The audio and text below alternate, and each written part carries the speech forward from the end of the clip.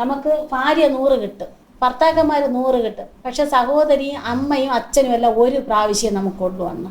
അതുകൊണ്ട് എവളെയൊക്കെ വാക്കും കേട്ടോണ്ട് അണ്ണേ നീ എന്തിനാണ് ആട്ടിയത്? നിന്റെ മോക്ക് നീ അല്ലാതെ വേറെ അവനെങ്കിലും കാണുവാടാ? കച്ചടേ ഇത് നാട്ടണ. നിനക്ക് അച്ഛനെന്നും അമ്മ എന്നുള്ള ഒരു ബന്ധം നിനക്കറിയാമോ? പവിത്രത നിനക്കറിയാമോ? അറിയാമോടാ? നിനക്ക് ഭാര്യ ഇഷ്ടം പോലെ കിട്ടും, അവക്ക് ഭർത്താവും കിട്ടും. പക്ഷെ ആ കൊച്ചിന്റെ നല്ലൊരു തന്തനാവാൻ നിനക്ക് കൊണ്ട് കഴിയോ?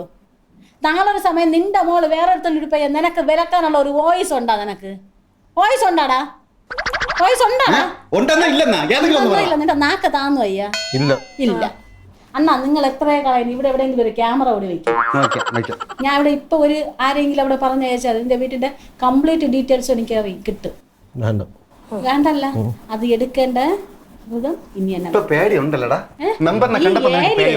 ഇനി നിന്നെ കണ്ടുപോകരുത്.